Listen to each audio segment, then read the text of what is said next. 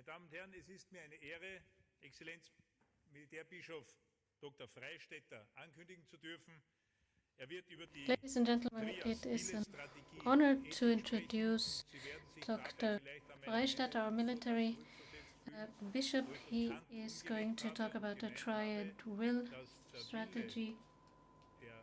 He's going to talk about the triad will strategy and ethics, and the will may be a bridge from strategic interest to responsible strategy. That's what he said a while ago. And that's how I understand this triad. And therefore, Bishop, could I ask you for your presentation, please? You have the floor. Sehe ich da irgendwas?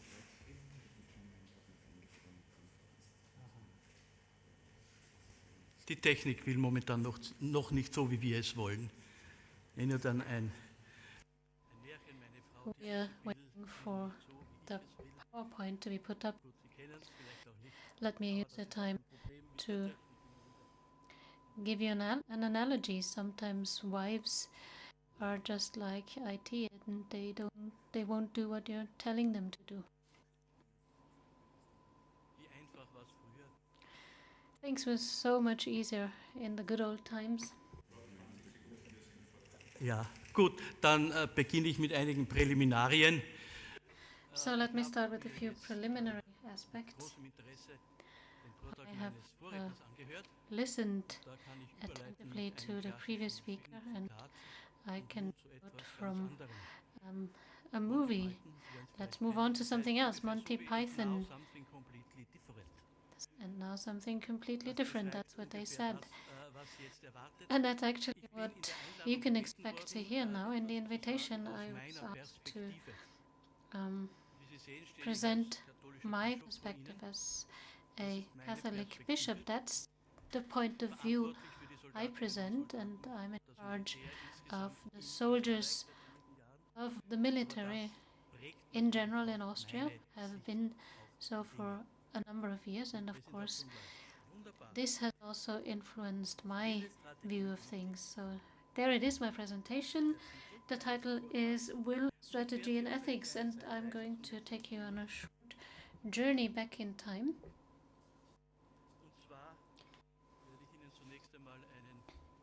And we'll start by meeting a theologist from the Middle Ages. Thomas Aquinas might be quite normal for a man of God, turning to him. It was a long time before Kant, and still he said some important things. And then we'll jump further on, a time leap to a person in towards the end of the 20th, beginning of the 21st century.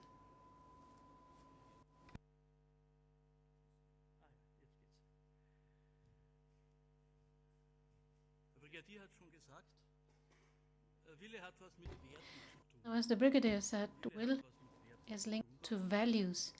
Why is that so? Why is will linked to values? Well, let me start with a topic that may seem a bit far-fetched, but still, if we talk about will and strategy, it can be quite fruitful, because we could actually ask, what is will looking at? What is it directed to? Why is there a will in the first place? What role does will play in our lives?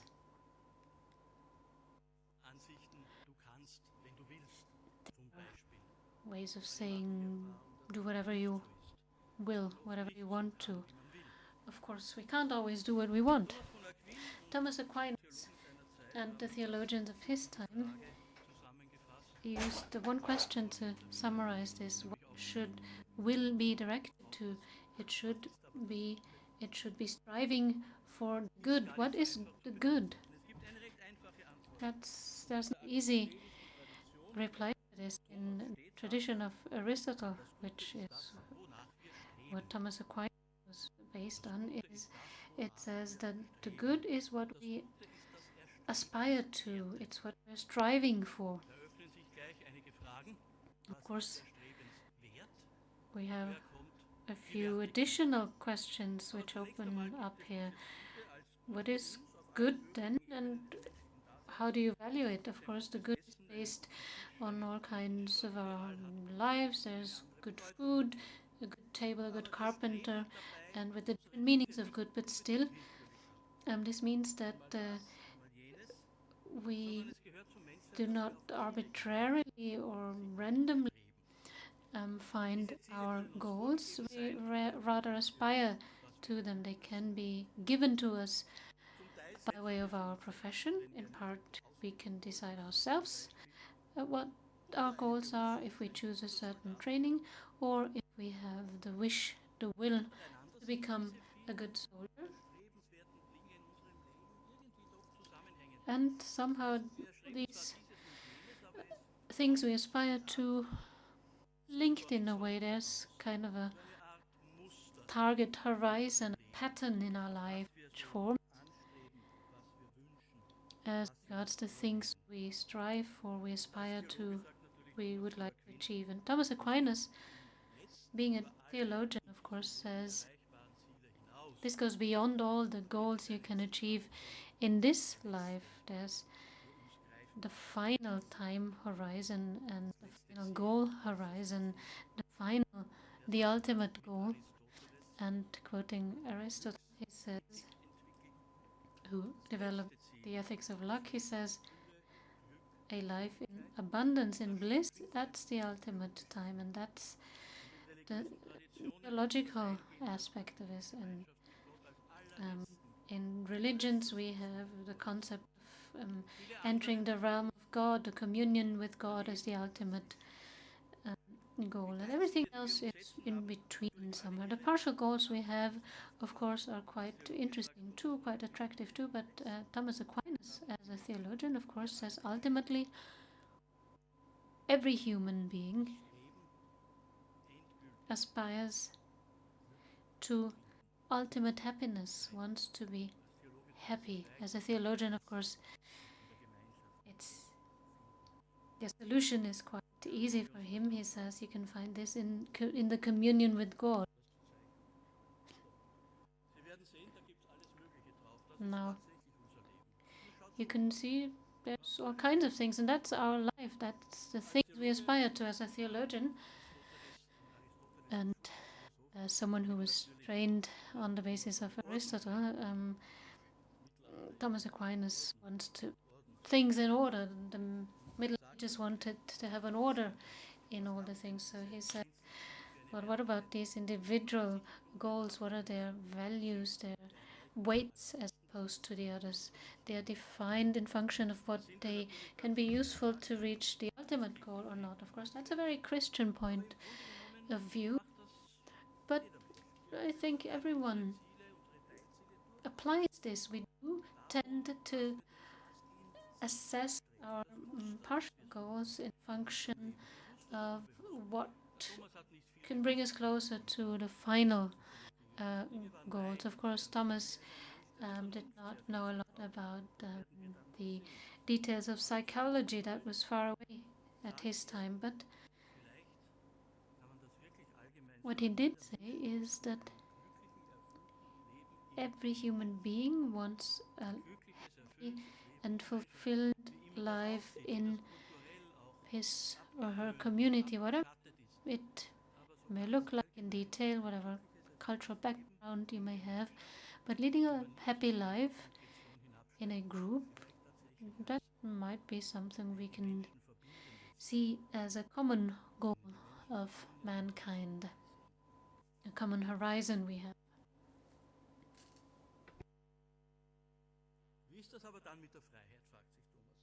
Now, what about freedom then? Thomas asks. If everything is aspiration, are we free?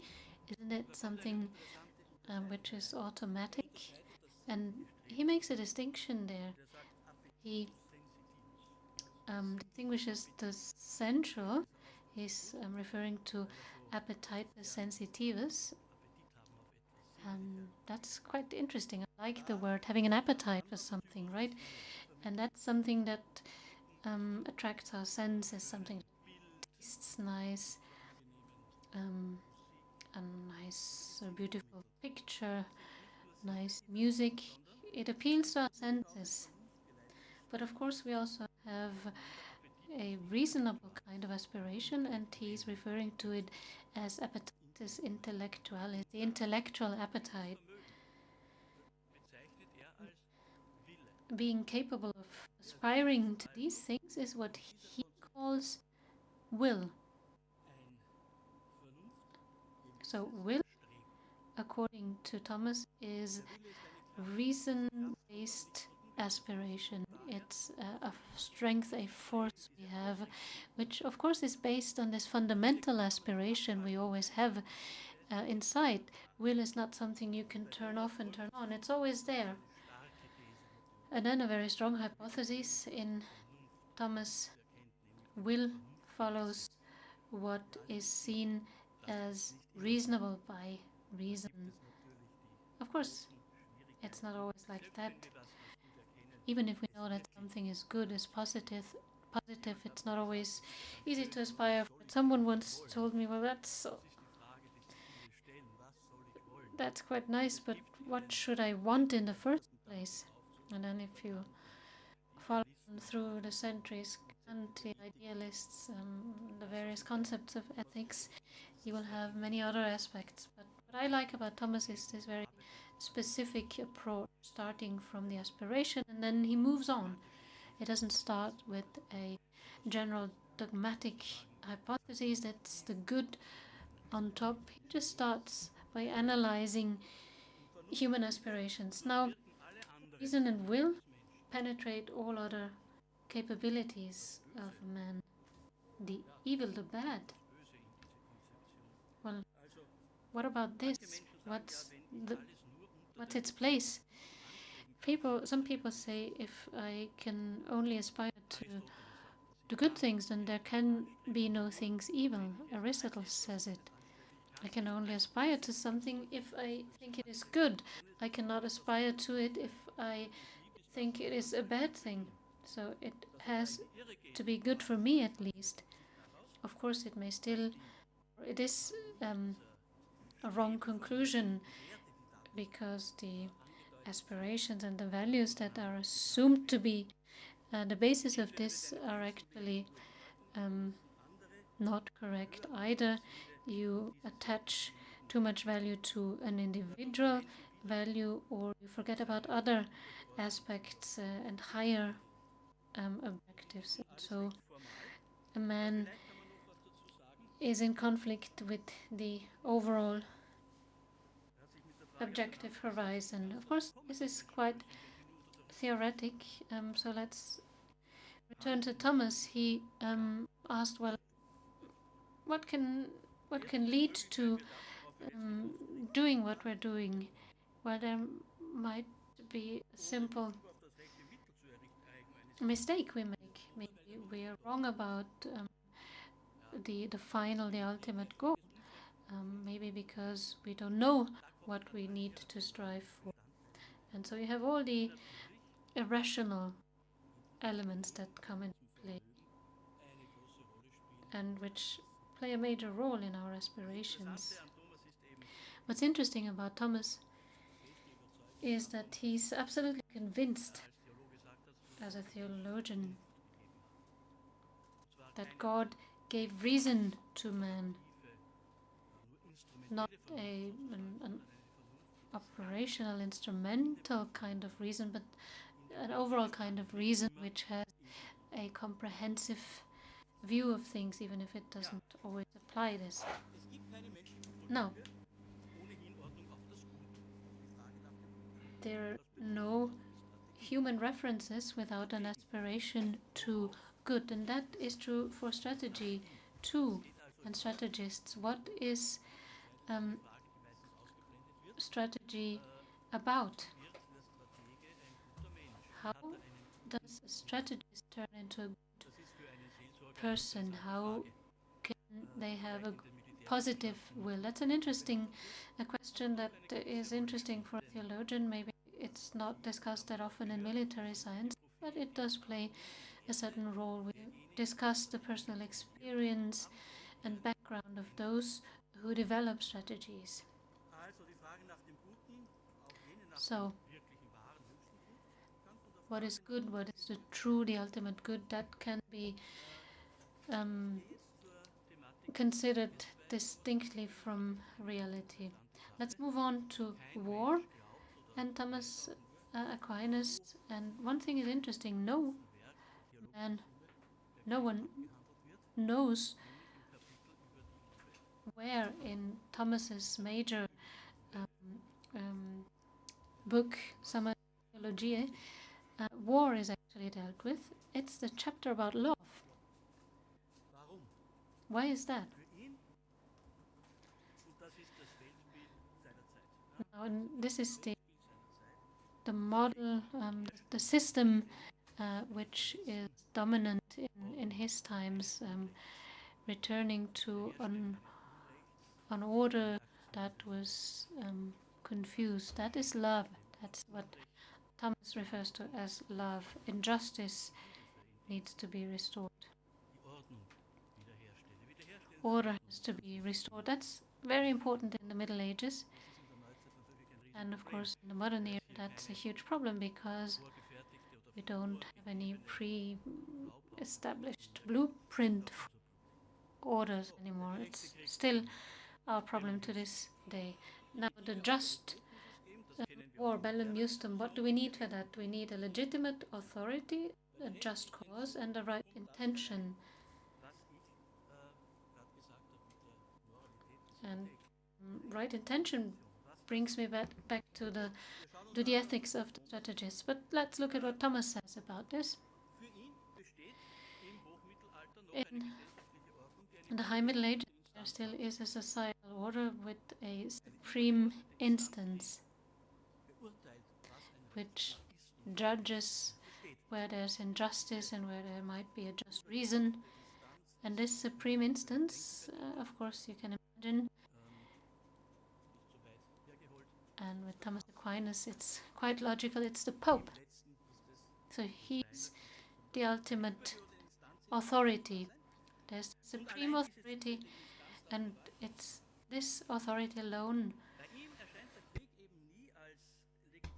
who is authorized to use force. And of course, for Thomas, force is always just the execution of the judgment of a judge. And of course, it's not the Pope who does this, but the Pope who mandates the worldly powers to take care of this. And that was a problem at the time, but it was the basic idea. And you may realize that this supreme authority and establishing what can be defined as an aggression is actually quite a modern thought. The just reason, a legitimate authority may only act if there's a violation of the just and peaceful order. And with Thomas, it's of course Christian life, corpus Christianum, Christiana communitas. Those were the realities that were there for him at his time. But wrongdoings which do not damage the common public interest do not have to be sanctioned. So all the kinds of sins you had at the time did not have to be sanctioned immediately, only if there was a damage to the public interest. Of course, heresy, apostasy, schism, that's something where you may use force, but not against the infidels, because you can't force anyone to believe in God. Of course, they did find a reason for the Crusades if Christians are objected to in their faith, then you can find a reason. Of course, there's always a way out. Now let's make a time leap. You may know the gentleman will show now. It's a book which was published some time ago. It's about the time after the Gulf War. It's called Wende Golfkrieg in Germany, published in the early 1990s. and its author, Gustav Deniker, was a famous author. I think he was a brigadier of the Swiss Reserve Army and author of famous books. The book I have, he gave it to my father, and there's a personal dedication in it, but I left it at home. Now, political strategy in international missions after the change, after the turning point. Now we'll turn back to some things that were taken into consideration even in the Middle Ages. In the beginning, Deniker makes a quote which explains the paradigm shift at the time. He says, "Until now, security thinking has revolved around self-assertion in the face of power politics and military risks. One's own security has often been pursued at the expense of the security of others. There will only be security in the 21st century if we succeed in moving from striving for a balance of powers, or even for a predominance of our own strength, to a comprehensive contribution to a balance or balancing of the existential interests of everyone." So a philosophical political program with quite an ambitious goal. It's quite some time ago that this was published, but I think it's still valid, and he then goes on to point out a few hypotheses. This is the basic one. Governments must be able that their armed forces remain flexible even at war, and in a tool of the general remain committed not only to short-term military success but also to long-term political strategy. So it's quite a complicated sentence, but the essence of it is that they need to be committed to long-term political strategy. He then adds other things to that, and the background was his experience of the Gulf War and then the transition to the support mission for the Kurds. At the time, it was quite an unusual step. Having won a conventional war, which was then followed immediately by an aid mission for the minority or population threatened in its existence in the north. And what he says is that this is something which is going to be of prime importance in the future. That's why he refers to the Gulf War as a turning point. He says that armed forces must be able to perform preventive, intervention, and law and order functions. Deterrence and combat tasks take second place. Military victory is increasingly becoming a tactical goal. Strategically, it's about creating favorable conditions for new, more comprehensive and lasting peace settlements involving the former enemy. Third thesis: the ultimate purpose of the military doctrine of the future is neither destruction nor wear and tear. It will be elimination of the enemy resistance, punishment if need be, breaking the enemy's morale, neutralization or disarming of the enemy forces, and ultimately, and that's a very Christian objective, reconciliation. Thesis number 4, it's about the combat plan, which must be proportionate. That is to say, it must also aim to minimize the enemy's losses if possible. Thesis number 5. Military thinking and action in purely military categories must no longer exist in the future, even in its details. It must meet the main objective of a comprehensive and sustainable national and international security.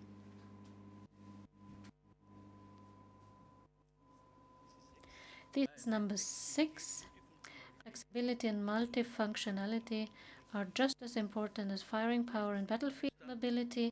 Thesis number 7. The mission of the 21st century soldier is to protect, help, and save.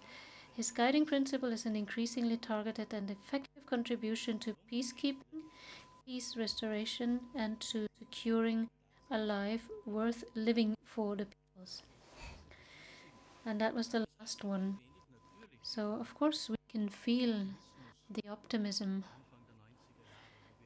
which was there at the beginning of the 1990s, a political order which had suppressed many peoples, had broken down. People started speaking about a new world order, and this was, of course, also discussed in theological terms. And this reminds me of the 1960s, in which I grew up, where people were so optimistic with all the problems that were there at the time. And it was quite similar in the 1990s. I just wanted to remind us that there was this big military thinker who came up with these theses. Now, how can we find the relation, the link between the thinker from the Middle Ages and this general from our times?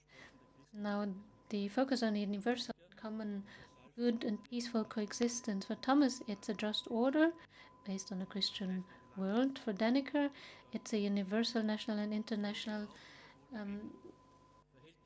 concern for the well-being of everyone. Dannecker, as opposed to reducing the military to efficiency or to merely military perspective, detached from political and ethical context. That's something Thomas Aquinas, of course, did not know. Of course, military speaking, the image we have of war and the clash between highly industrialized nation states was something completely different from what a theologian in the Middle Ages could think of. Now, intention, Thomas, of course, was referring to the intention of the prince. Nowadays, it's probably to be used in the plural. There are various intentions, and still intention is still important because the intention allows us to define certain objectives, measures, processes and structures even. What is the meaning of intention, of just intention? It depends on the decisions and the will of individual people. And Thomas has faith in people. He believes we can engage in considerations, we can use reason, and we can act on the basis of reason and in the interest of the general well-being. Now, this fact of freedom and individual will in strategic planning is something we need to find, irrespective of real facts and limits. And acting is always a theological act too. By acting, I send a message, not just by talking. And of course, this affects the relationship with God and between God and man. And in military missions, this means that the freedom and the well-being of everyone affected, even of the enemy, need to be kept in consideration. These criteria, even there are many differences nowadays as regards the political situation, the technical means, the ways in which war is fought today, but these aspects are still quite similar. The theory of a just war often is presented as a line of tradition starting with Cicero, but of course everyone considered their very own era, and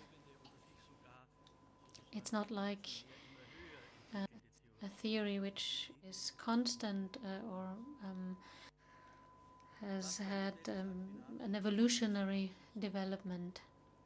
As regards the leaders, even if it is the Pope, it's interesting to still have this supreme authority of legitimation. We tried to do this with the League of Nations, with the United Nations, but it's a question which we will still have to deal with in the future. Also, the concept or the notion of the just war are not as concrete in terms of the content as Thomas Aquinas put it, but there's a lot of rules and a lot of principles of how to think about a just war. Also in the past, even today, the basis of ethical considerations, and a lot has become part of international humanitarian law, even though not on the basis of the same justification based on a Christian worldview, but based on well, customary law. And however it is reasoned, it is an objective that we should strive for it as something good and worth striving for. So everybody who is involved in putting forward strategies should have considered these issues.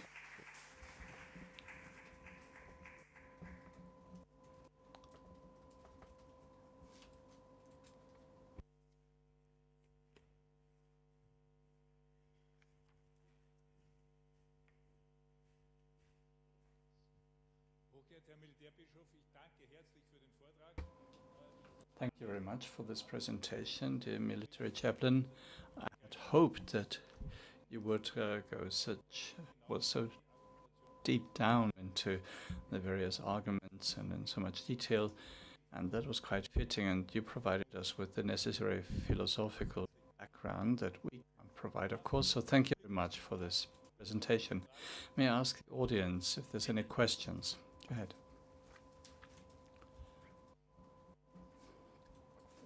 I'm sorry, this is the question in English. Yeah, okay, that's no problem.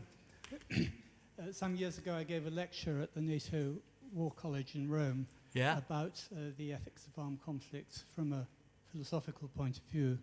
And I didn't realize till the night before that there were some Arab officers from the Gulf in the audience. Yes. And so I talked about St. Thomas Aquinas and... About? St. Thomas Aquinas. Yes, okay. And the origins, but made reference back to St. Augustine of Hippo, who was very Platonic and much more severe in the separation between heaven.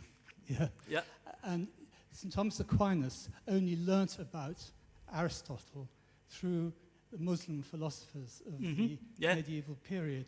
That's and correct. After I'd said that this is where laws of armed conflict come from, all these officers came up to me after and said, "We never knew that. This is amazing." I see, yes. And I just wonder, would you agree with that? And also, isn't this something we could spread more widely to the wider world, as it's not just a Christian origin there, there's something rather more to it? Das ist so, dass die... Kann ich Deutsch sprechen? May I answer in German? I'd like to answer in German, if I may. So, Thomas Aquinas got Aristotle from the Arabs. In the Byzantine Empire, there were Greek texts available, but in the Occident, in the time of scholasticism, only Plato was known, Platonic thinking. And it is through Spain that texts of Aristotle came originally in Greek and Arabic, then in Latin after being translated, and they made their way to Europe. So I always think that this is a wonderful example of intercultural exchange that has led to a lot of good. And there's also a lot of possibilities that it opens up. I'm of course very grateful for this question, because even coming from somebody from Britain, the proximity to Aristotle is even more welcome. So thank you very much for this comment from England. An empirical approach. Please wait for the microphone. Basically, the concept of a just war has been worked out by Augustinus, and it is the Pope that constitutes the only legitimate authority. And in your case, it's only seemingly the case as if the Pope were the legitimate authority, because even back then it was the Prince, not in the day and age of Thomas Aquinas, no. I think the Pope was the final instance, So in case of a conflict, the Pope would decide, yes, but the Prince, of course, yeah, he also has a say, yeah. Then the second thing, we shouldn't forget that the concept of a just war is based on an asymmetric order. And we have rejuvenated it, and we find it in a secularized form in the humanitarian interventions. And in your example, you refer to the door opener for humanitarian interventions, namely Resolution 688 from 1991 for Iraq. What you didn't say is that, well, the Gulf War is one thing, self-defense, etc., but Resolution 688, for the first time, speaks of human rights and the repression within the state order, which leads to a persecution and the poison gas attacks on the Kurds. So the door opener had been given by this extended concept and notion of security. Yes, comprehensive security, of course. And that provided us with an opportunity to come in, only under the sign of collective power. So that is the justification of interfering, and the topos of a just war continues to live here and to thrive. And the many terrible things that Thomas Aquinas said about women, well, we'll leave that aside for the time being. Yes, of course, we have evolved. So thank you for that. Well, I have a question. You mentioned that if the will is corrupted, well, maybe we can add to this. The will is corrupted by the failure of toleration. So if you leave the liberals free rein, that's a problem for the military. So of course it is nicer to be sitting here rather than going out to march or doing basic training. So toleration, or tolerance. So if we promote the fact that people don't want to suffer hardship. Well, for Thomas Aquinas, it's about bad habits. It's about hatred. It's about the decline or only pursuing sensual goals or striving for power. So all of the things that would prevent reason to rule. Yes, reason is what it what it is about, and he talked about virtue and vice and how vice corrupts. And he's not really aiming at modern politics. Okay, thank you. The military chaplain will also be a member of a panel, so if there are any questions, there are still opportunities to ask these questions tomorrow, so thank you very much. When things become too philosophical, well, we have a way of dealing with that. Everybody can do what they like, whether they like it or not. And this is a relatively unphilosophical solution. We'll have a short technical break, and please be back at 6:05 with the next presentation by Baron von Rosen.